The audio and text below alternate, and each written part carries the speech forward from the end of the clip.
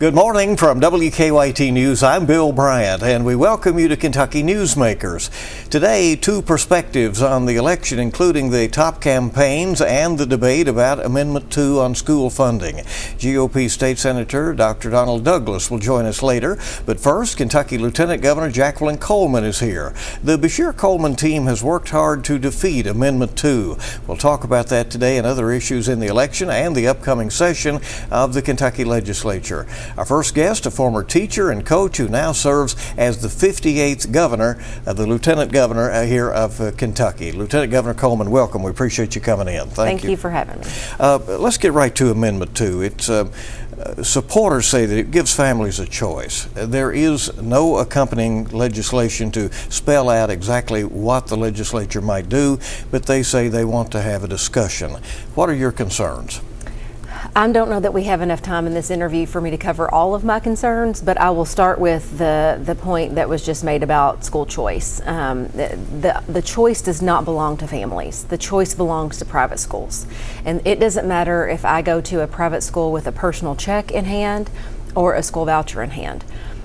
That private school is ultimately going to be the decision maker about whether my child is admitted or not, and it can be for any reason or no reason at all. And so my concern is that parents might think that they would be the ones that get to make these decisions when they don't. And then my concern is also with the taxpayers, knowing that their tax dollars could go to places that don't have to be as transparent and accountable as public schools do, not knowing how those tax dollars are being spent. So you want to cut off the discussion here at the amendment level so that it does not go on. And, some of the lawmakers say, well, we would consider various approaches. And there are, maybe 4 or 5 different scenarios with potential funding for private or charter schools. Do you not trust the legislature in that regard?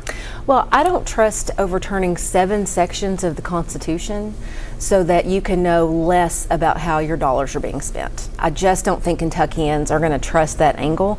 And whatever lipstick has been put on the pig over the last several years, whether they've called it scholarship accounts or charter schools or school vouchers, in every scenario that we see in other states, they have failed again and again. The only reason that Kentucky has not fallen for this school voucher scheme yet is because of our Constitution. The wisdom of our founding fathers protected public education for every child, and I just don't see Kentuckians voting to overturn that. You are an educator. What do you say to parents who are concerned their child might be trapped in a failing school, or that they may be in a school that they're not comfortable in or not compatible with? Yeah, and let me say this too first, Bill. I don't want anyone to think that I am against any form of education. I am for every school.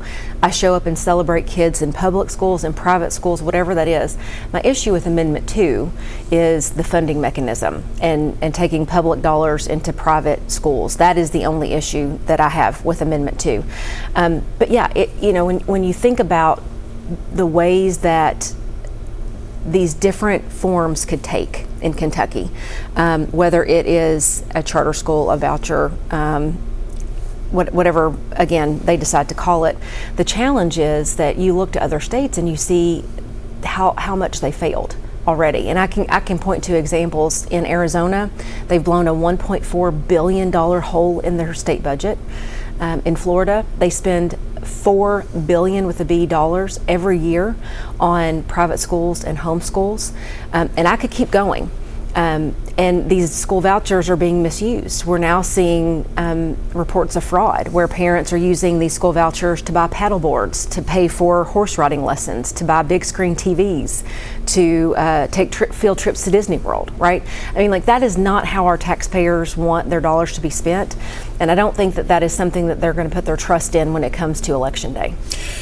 If the public dollars are to be spent totally on public education, how might Kentucky's public education system be improved so that there would either be less interest in other options, or that there be other options that exist, but then the public school is also strong. Right. I have been a teacher in the classroom. I've been a school administrator, and I can tell you that there are so many conversations that we can have about how to improve public education.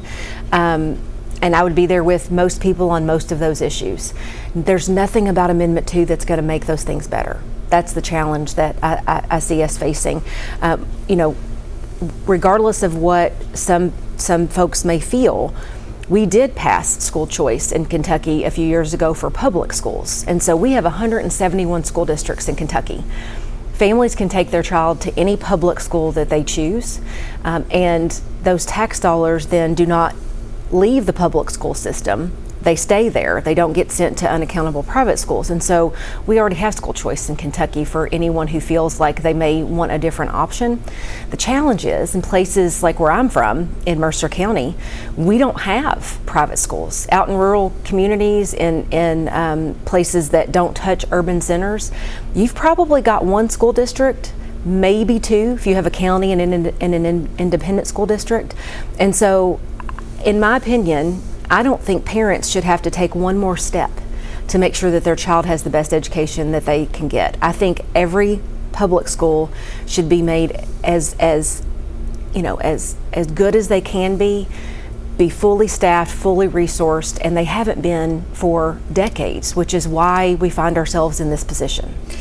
Millions of dollars has been spent on the issue, and there's been some attempt for it to become a sort of a partisan issue. Yeah. Obviously, you and the governor are very forward on the Democratic side. We have Senator Rand Paul, a Republican, who's made ads on that side.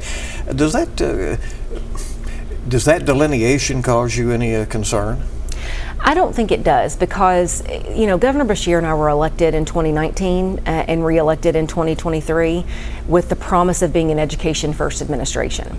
And so to me, that was the mandate for Kentucky, for Kentucky's public schools, to make them as good as they possibly can be, because that was a promise that people were interested in seeing fulfilled. And so this actually has nothing to do with a partisan divide, in my opinion. This is truly about protecting taxpayer dollars and protecting public schools. The Attorney General has barred public schools, the systems, and officials from saying much in their official capacity about Amendment 2. But in general, do public schools need to do a better job of telling their stories, if they're in this sort of situation? Well, and you make the perfect point, because there are so many private schools in Kentucky where you can find a vote yes sign in the front of their school. They're sending letters home to parents. They're sending signs home to parents. They are advocating openly and publicly for vote yes. Whereas public schools cannot do that because they are funded with public tax dollars. So we're already playing with two different sets of rules, which has been made very evident through that decision and through the use of this amendment to advocate for vote yes or vote no. And to me, that really makes the point. Do you agree with that position of the Attorney General that public school dollars should not be spent in a political campaign, essentially? To me, it's about the whole education system. So let's not delineate public and private. Let's say what is appropriate for systems of education to be able to advocate for, against, or should stay out of. Do you think Amendment 2 passes or fails? I think it's going to fail.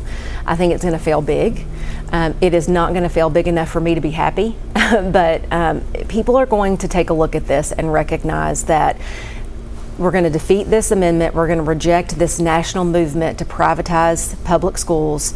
And when we do that, we need to get back to the business of working together to make our public schools as good as we possibly can. If it does pass and the discussion begins in the legislature, you will again appear on the scene, I take it, and continue your discussion? I'm always, every day, advocating for public education, and whether this amendment passes or not, that won't stop me.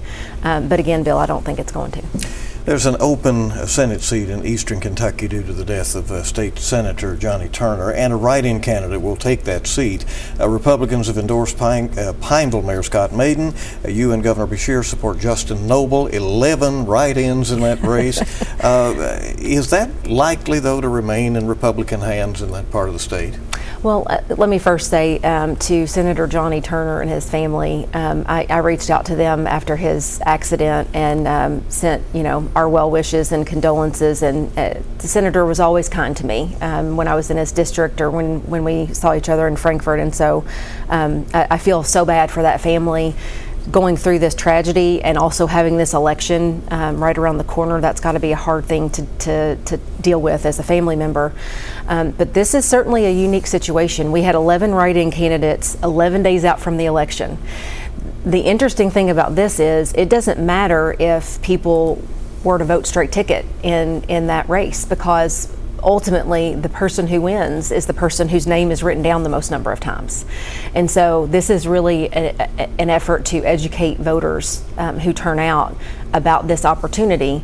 And I certainly am supportive of Justin Noble, as is the governor, and we think that he would make a great senator and be a good voice for Eastern Kentucky. Senator Turner was running unopposed at the time of his death. Is it a lesson to Democrats to field candidates even in districts that may not appear to be competitive? Yeah, so I will say this. I think we fielded some really great candidates across the state, not in every race, because sometimes that can be difficult to do, as you and the audience may be able to tell by everything that's going on with this election, right? It becomes harder and harder to convince people to put their name on the line, put themselves and their families out there. But certainly we work to make sure that we put the best candidates forward in every district that we can. And we were excited to have an opportunity to have a candidate step up in this race as well. Let's talk about the upcoming session. It'll be here before you know it. We hear there are lots of proposals kind of floating around. We don't get to see those pre-filings anymore, so that we know exactly what is coming up, but we hear discussions. One is on school safety from Representative Chadall of Lexington, who is supportive of a sort of a panic alarm system for schools. Will the administration support that? Well, any school safety measure that can truly help our kids be safer is absolutely something that will get our critical eye, and if we believe worthy of support, we will be out supporting it. It doesn't matter what party or what candidate it comes from, but I have to be make sure that I give some credit here to Representative All, because he really does work to find solutions to support public schools. He works across the aisle in ways that he is able to, and so I appreciate him stepping out and trying to take the lead on an issue as critical as school safety. Exceptions to the state abortion ban have been trotted out, but haven't gotten anywhere, not even out of a committee in Frankfort at this point. Do you expect that discussion to return? I don't know that I would expect that to return in a short session, but certainly as a legislative body, your job is to be responsive to the public. And Kentucky made a very loud declaration last election cycle when they rejected enshrining a constitutional ban in Kentucky. And so what I would expect is for the legislature to then be responsive and pass legislation that mirrors what Kentuckians want. Governor Beshear has actively supported Vice President Kamala Harris for president and making several trips out of state, numerous TV appearances and so on. He was vetted to be her running mate. He has indicated he is not interested in a cabinet position. But have you given thought to what might happen if Kamala Harris is elected and he is offered some key national position? Well, Bill, I'm a coach, so I have to think ahead. I have to plan ahead for what scenario may pop up. But I will say this. I'm so proud of the governor and the way he represented Kentucky, and he was able to be in that position because of the state of Kentucky's economy and where we are as a Commonwealth, and that is due to his leadership in large part. So to see him be from a small state and be in the running to be a potential vice presidential candidate was a really amazing opportunity for him and for Kentucky. But he doesn't seem interested in a cabinet position. I trust that he will tell me if something were to come up. But right now, it doesn't seem like there's any indication that that would happen. In any case, do you plan to run for governor in 2027? I will tell you this. I think we're all just trying to get through this next election, right? We'll all be glad when it's over. I have some options to explore, and I will be doing that. But I've always been the type of person that tries to do the next right thing. And so that's what I'll keep doing. And I believe that will lead me to where I should be. Lieutenant Governor Jacqueline Coleman, thanks for coming. We appreciate it. Stay with us. We're coming back in just a moment with State Senator Donald Douglas next on Kentucky Newsmakers.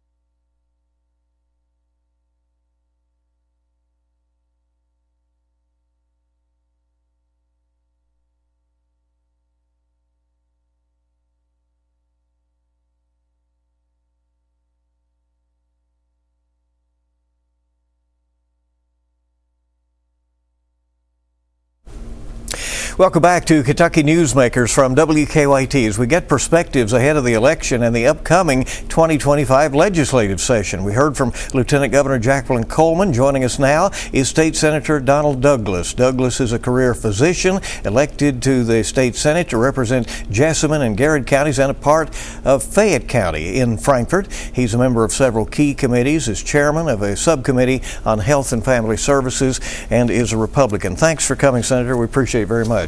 Your district is interesting, isn't it, when you just look at it? There's rural, there's urban, you know? Well, Bill, it is. First of all, I want to thank you very much for allowing me to come in and have this conversation with you. I want all the people of the Commonwealth to get to know that their legislators actually represent them. And we don't mind coming here and talking. But certainly I do. I have urban, I have rural, and the wonderful thing about it is I'm a rural guy. I grew up on the farm, so I'm just having a good time serving. Senator, voters are deciding on Amendment 2 and whether to allow the legislature to consider legislation that could potentially shift public tax dollars to private or charter schools. The state Supreme Court said you can't do that as the rules are written now in the Constitution. So this is an attempt to change the state's basic document. Why do you believe voters should pass Amendment 2? Well, I believe very strongly in having more choice. I often tell people during my talks is that this is almost a no-brainer for parents as well as for teachers. We always talk about giving students more choice. I believe what most people are suggesting is that we want to make sure that we give parents more choice so that they can offer those choices to their students. I believe that we go through the parent to get through the student, not directly to the student. I also believe that it will give our teachers a lot more choice. One of the things I constantly hear, and I do spend a lot of time speaking with teachers, they're concerned for the current system that they're having to work under in our school system.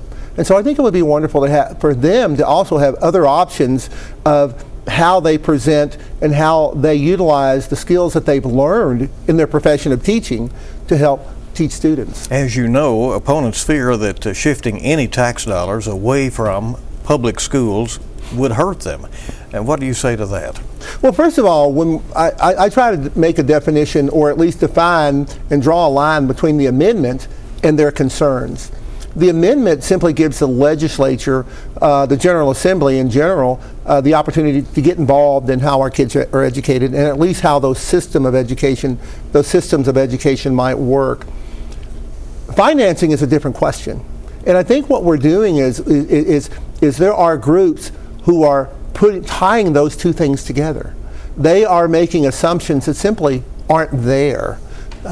In the General Assembly, we want the opportunity to become more engaged.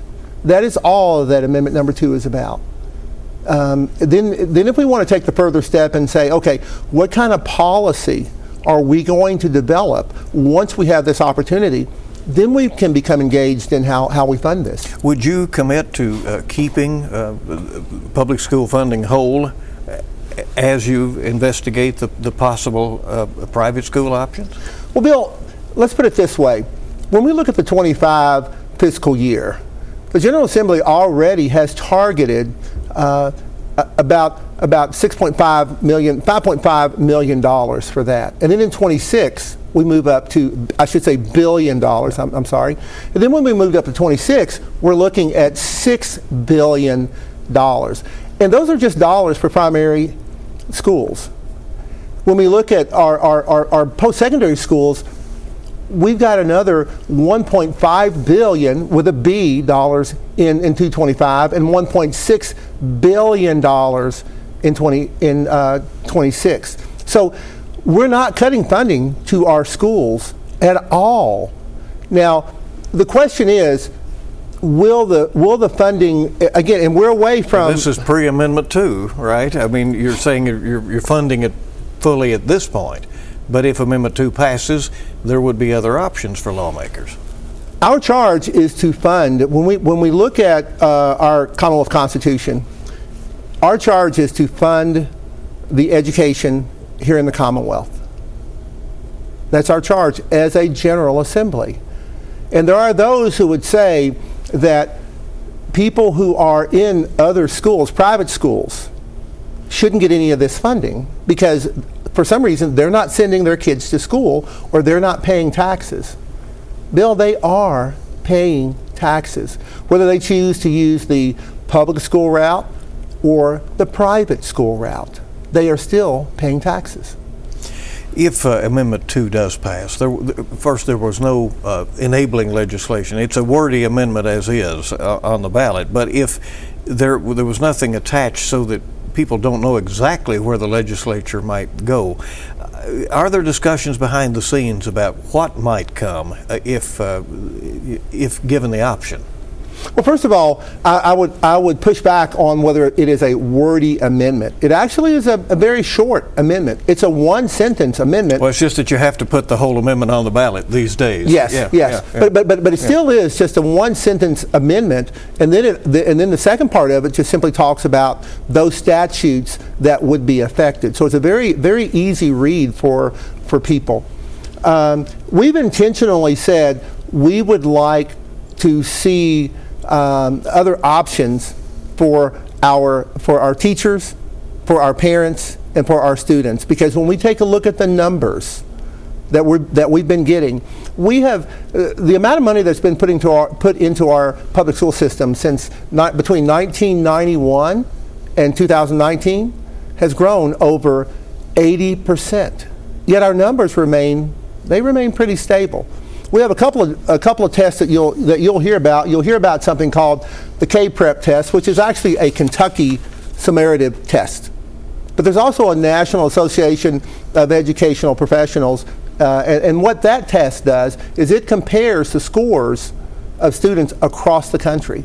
We are essentially flat on our national test when we compare our kids, especially in 4th grade and 8th grade, to other students across the country on that national test. All right. Important vote coming up. What do you foresee coming up in 2025 in the session a few weeks ahead? Well, this is going to be a short session. Short sessions they were designed to make sure that we went back and took a look at bills and cleaned up bills. And I hope that we will do a lot of that, but obviously we'll still keep an eye on things in the economic development, economic growth area, infrastructure development. We need to consider the things that are going on in our education space, our healthcare space. So there still are a lot of areas that we can address. But right now we have not developed any particular priorities in the Senate, so I can't really answer that question. It appears the Republicans will easily keep supermajorities in the House and in the Senate. Do you think the legislature is ideologically in line with the people of Kentucky? Is it, or is it more conservative than the people generally may be? Or do you think that most of the time lawmakers in this state get it about right? I think most of the time the lawmakers get it about right, but let's take a look at the bigger picture here. Obviously, you know, I've been in the healthcare space for 44 years, so I've had a lot of conversation in very, very private areas with people. What I would like to see is our people in the public be able to make their own decisions, and unfortunately, often some of the outlets that provide information to them, whether it's the internet, whether it's TV, whether it's radio, unfortunately, the way things are termed, it's almost as if they are telling people what they should think and what they should do. They're actually interpreting the news for a lot of our people. So it's really hard sometimes to get the pulse of our population unless we individually go out and talk with them. Abortion exceptions, do you think that will return as an issue, and do you have a stance? You know, this is one of those areas that has been around, this discussion has been around for decades, absolute decades. And the truth is, I don't think you and I talking about this today is going to solve anything. I think we may make some people happy, we may make some other people angry, but I think in the big picture, it won't change anything. So this is really not an issue that I think we need to spend a lot of time on right now. But do you think it will come up in the session? I think there are those who will bring it up. It is not a priority that we are looking at, because I said we don't have any priorities right now. The income tax adjustment, though, apparently is a priority, right? It apparently it has lined up to where Kentucky is eligible again under the trigger law to lower the state income tax once again. Yeah, Bill, and we are really happy about this. You know, for years, even way before I got into the General Assembly or into the Senate, we heard from our people here in the Commonwealth, and they wanted to reduce state income tax. Now, keep in mind, now that we're moving that direction, there are those who say, oh, we don't need to do that. So one of the things I learned, obviously, in medicine, and I continue to observe, is that no matter what you do, there are going to be some people who are very happy and some people who won't. And I think we have to be empathetic in the way we approach both groups. And I think we need to try to be understanding and have a conversation with people to suggest we're trying to do the best we can for the greatest number of people for the longest period of time. And that's what we're trying to do in the General Assembly. Senator Dr. Douglas, thank you for coming. I appreciate it very much. Oh, it was my pleasure, Bill. Thank you so very much for having me here. We'll be back. We'll wrap up Kentucky Newsmakers in a moment.